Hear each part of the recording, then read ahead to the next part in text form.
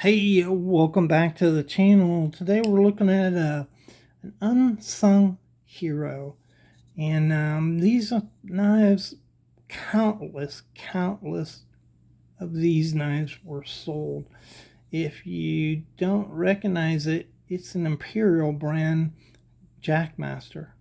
And these were just inexpensive knives that people couldn't get enough of. Look kind of rough there. Because they had the shell back construction on them. And I bought this because it was in such good shape. So this thing dates to the 50s and maybe early 60s and just in mint condition pretty much. So if you'd like to hear more about these knives and this knife, go ahead and check out the video. What's the matter?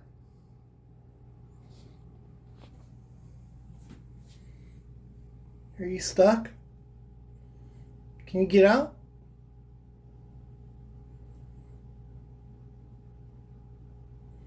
Barnabas. You can't get out there? What? You can't get out? You know why? You're too fat. You're too fat to jump out of there. All right, welcome back to the Fortified Castle. Hi to all my viewers. Today we're talking about that knife. It's an Imperial Jackmaster. They came out with the Jackmaster knives in 1939, and they were made to be inexpensive knives. So this knife in that day and age in 1939 would have been about 25 cents. And later on, they went up a little bit more, but not much, really. So throughout the time frame that the Jackmasters were being sold, they were always really expensive knives compared to other knives, which were going for $1.25, something like that. And so 25 cents compared to $1.25 during wartime years when things were tight. It was pretty appealing. And so these featured the same technology as the regular Imperial knives, which was the shellback design. You can see right there, this is nothing more than a piece of sheet metal. It was covered by a laminate. In this case, it looks like stag. And a lot of times you get these, they're like white, right? It's the color has worn off. And I was really tickled to get this knife because the color's all there. This knife is like in mint condition. Look at the shield. Just in fantastic shape. You can see some shrinkage here from where it should be. This side's all the way over. This side shrunk down a little bit. And you see pins here, but those are false pins. And so this sheet metal was just clipped onto the liner, and these pins do not go through to the liner.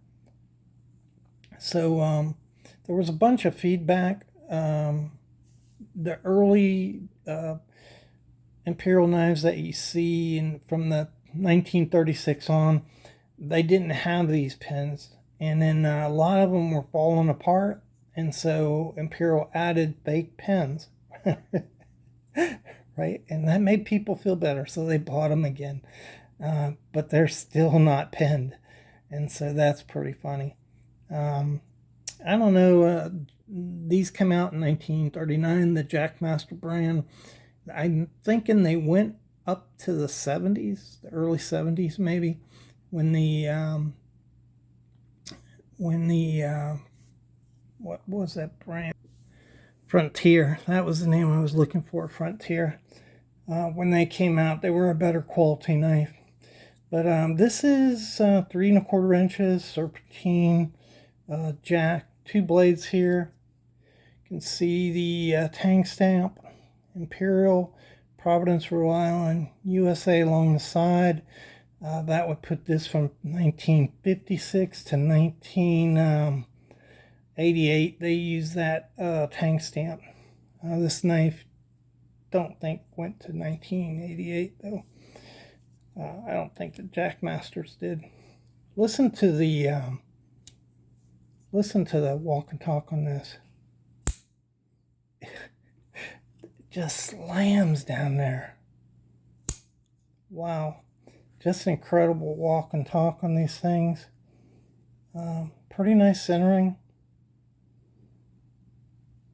A lot of rust in there. So when you get these knives, the metal is just not really great. Okay, it's adequate, but if you look down inside here, these are just steel liners. Okay, carbon steel, not stainless. And you know, you may have to take some sandpaper. You can see it rusting right here, and just run some sandpaper across it, clean that rust off, and then lube them up to keep them from rusting again. Looks pretty good down there. You can see some facial rust right here. So you got to be careful, because oftentimes, see if I could get a good view for you. So the liners stick up just a little bit more, or the scales stick up a little bit more than the liner. So you can't just, if you sand real hard like that, you're going to damage this part right here.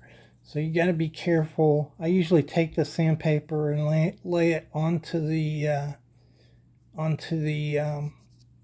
liner itself and run it down and sand it that way. Just need to be a little more careful. Incredible little knives. You know, it's incredible the amount of these things that were sold.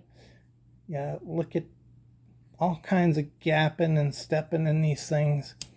But they were just inexpensive, and if it came apart or broke, people just threw them away.